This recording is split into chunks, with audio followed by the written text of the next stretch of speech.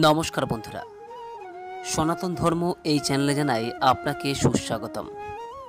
আমাদের সনাতন ধর্মের বিভিন্ন বিষয়ের ব্যাখ্যা এই চ্যানেলের মূল আলোচনার বিষয়বস্তু। আজকে এই ভিডিওর মাধ্যমে আপনাদের সামনে এই সনাতন ধর্মের সবথেকে গুরুত্বপূর্ণ অংশ আলোচনা করব। আমাদের এই সনাতন ধর্ম আসলে কি, কোথা থেকে এই সনাতন ধর্মের উৎপত্তি হয়েছে এবং এর মূল কথাই বা কি, আজকে এই বিষয় নিয়েই আপনাদের সামনে আলোচনা করব।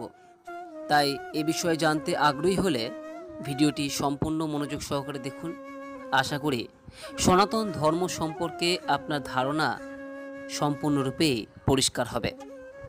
তবে বিস্তারিত আলোচনার পূর্বে দর্শক বন্ধুদের উদ্দেশ্যে অনুরোধ, আপনি যদি সনাতন ধর্ম সম্পর্কে জানতে আগ্রহী হন, আপনার যদি এগুলি ভালো লাগে, তাহলে অনুগ্রহ করে চ্যানেলটিকে সাবস্ক্রাইব করে রাখবেন ও পাশে থাকা নোটিফিকেশন বেলটি ক্লিক করে রাখবেন।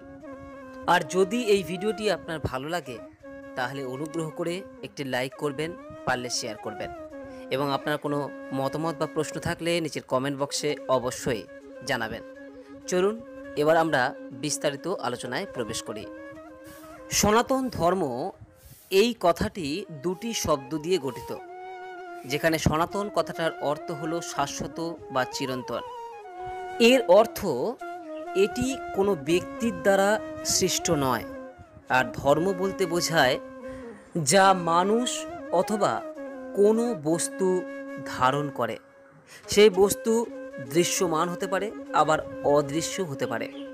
সুতরাং সনাতন ধর্ম শব্দের অর্থ হলো এমন কিছু চিরন্তন বিষয় বা চিরন্তন সত্য যা কোনো ব্যক্তি অথবা কোনো বস্তু ধারণ করে থাকে।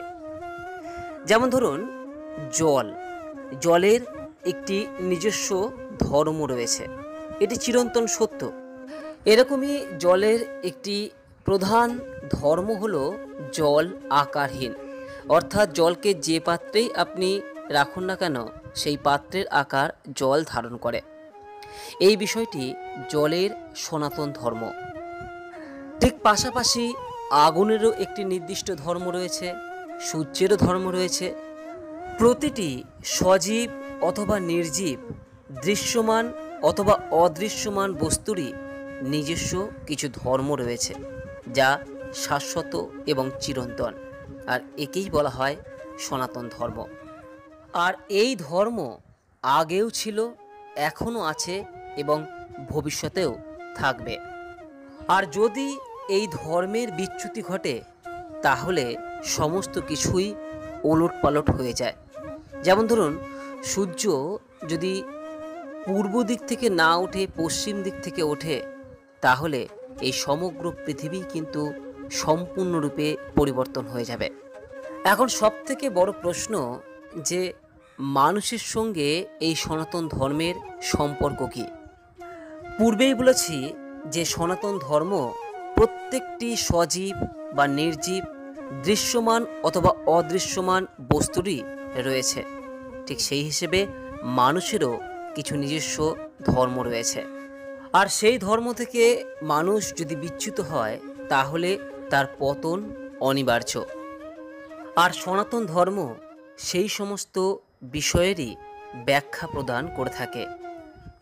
যেমন ধরুন, নারী এবং পুরুষ পরস্পরের প্রকৃতি এবং বৈশিষ্ট্য অনেকখানি আলাদা, যে কারণে নারীর যেমন কিছু নিজস্ব ধর্ম রয়েছে, ঠিক তেমনি পুরুষেরও নিজস্ব কিছু ধর্ম রয়েছে। আর নারীর বা পুরুষের যে সমস্ত বিষয়গুলি চিরন্তন সত্য, সেগুলি তাঁর সনাতন ধর্ম। সনাতন ধর্ম হলো জীবনের সেই মাত্রা যার কখনোই পরিবর্তন হয় না, যা আমাদের অস্তিত্বের মূল ভিত্তি। একটি পোকা হোক বা পতঙ্গ, পাখি বা পশু কিংবা কোনো গাছ, যাই হোক না কেন, এই সমস্ত কিছুই সনাতন ধর্মের দ্বারা চালিত। এখন প্রশ্ন উঠতে পারে যে সনাতন ধর্মকে কি আমরা হিন্দু ধর্ম বলবো? না, তা কিন্তু নয়। এটি সকল মানুষের জন্যই প্রযোজ্য। আপনি যেখানেই থাকুন না কেন, আপনি ভারতীয় নাকি হিন্দু নাকি অহিন্দু যাই হন না কেন, সনাতন ধর্ম সকলের জন্যই প্রযোজ্য। কারণ এগুলি সেই নীতি যা জীবনের মৌলিক প্রক্রিয়াটিকে নিয়ন্ত্রণ করে। অন্য কোনো সংস্কৃতি এই বিষয়ে এত গভীরভাবে দৃষ্টিপাত করেনি ভারতীয়রা যতটা করেছে, যে কারণে এই সনাতন ধর্মকে হিন্দু ধর্মের সমার্থক হিসেবে দেখা হয়। কিন্তু বাস্তবিক অর্থে হিন্দু বলতে বোঝানো হয় একটি ভৌগোলিক পরিচিতি। হিমালয় এবং সিন্ধু নদীর সংলগ্ন যে ভূমি, তাই হলো হিন্দু। আর এখানে বসবাসকারী মানুষদের বলা হয় হিন্দুস্থানি, কিন্তু আসলে প্রত্যেকেই ভারতীয়। আর ভারতীয়রা এই সনাতন ধর্মের বিষয়গুলি মানে বলেই হিন্দু ধর্মের সঙ্গে এই সনাতন ধর্মকে সমার্থক হিসেবে দেখা হয়ে থাকে। এখন এই সনাতন ধর্মের মূল বিষয় কি? সনাতন ধর্মের মূল বিষয় প্রকৃতির কাছ থেকে শিক্ষা নিয়ে জীবনযাত্রার নিয়মগুলি তৈরি করা। এই সমস্ত নিয়ম এবং আচার উপচারগুলি নিয়েই আমরা পরবর্তী সময়ে বিভিন্ন ভিডিওর মাধ্যমে আলোচনা করব। তবে এই সনাতন ধর্ম কি, এ প্রসঙ্গে একবার ধর্মরাজ যুধিষ্ঠির পিতামহ ভীষ্মকে জিজ্ঞাসা করেছিলেন। পিতামহ ভীষ্ম যখন মৃত্যুশয্যায় শায়িত ছিলেন, সেই সময় ধর্মরাজ যুধিষ্ঠির প্রশ্ন করেছিলেন যে এই সনাতন ধর্ম কি, কোথায় বোঝা যাবে যে সনাতন ধর্ম সেখানে উপস্থিত রয়েছে?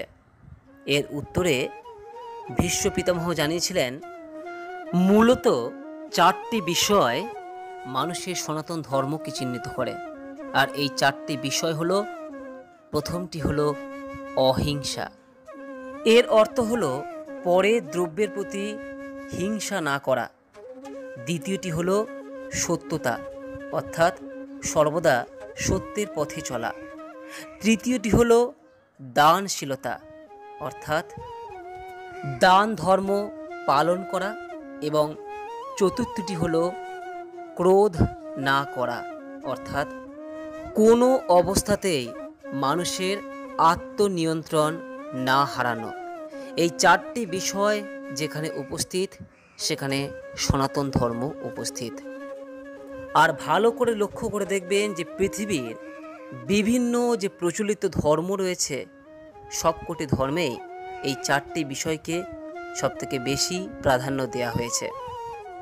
আর এই 4টি বিষয় যদি সবকটি একসঙ্গে নষ্ট হয়ে যায়, তাহলে সেখানে পতন অনিবার্য। যাই হোক, এ সম্পর্কে আরও বিস্তারিত বিভিন্ন ভিডিওর মাধ্যমে পরবর্তী সময়ে আলোচনা করা হবে। তার জন্য চ্যানেলটিকে অবশ্যই সাবস্ক্রাইব করে রাখবেন ও পাশে নোটিফিকেশান বেলটি ক্লিক করে রাখবেন। আজ এখানেই শেষ করলাম। নমস্কার, ধন্যবাদ। ঈশ্বর আপনার মঙ্গল করুক।